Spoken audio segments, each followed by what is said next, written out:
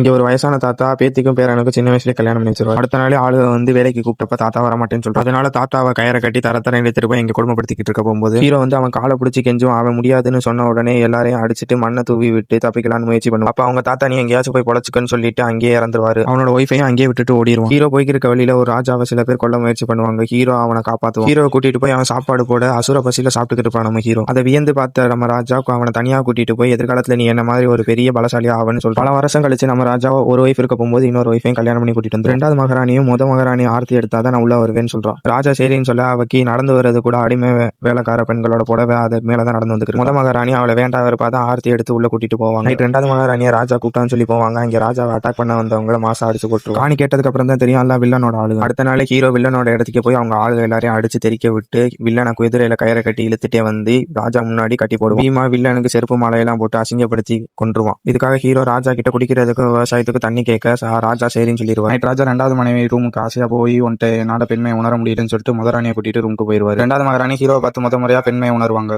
அடுத்த நாளே ரெண்டாவது மகாராணி ஹீரோ கிட்ட போய் நான் ஜெயிச்சேன்னா நான் சொல்றதை நீ செய்யணும்னு சொல்லுவாங்க. அவங்களும் சண்டே ஸ்டார்ட் பண்ணி ஹீரோ ஜெயிக்கிற மாதிரி போவாங்க. ஹீரோவை தசை திருப்பி கடைசியில அவங்க ஜெயிச்சிருவாங்க. காட்டுக்கு வேட்டைக்கு போன ராஜா அங்கே ஒரு பொண்ணை பார்த்து நான் இவ்வளவு அடைஞ்சு ஆகணும்னு சொல்லிட்டு வீட்டுக்கு கூட்டிட்டு வந்துட்டு இருப்பாரு. போகும்போது நடுவில் ஒரு பொண்ணு வரும். அந்த பொண்ணை பார்த்துட்டு இந்த பொண்ணை தப்பிக்க விட்டுருவான்.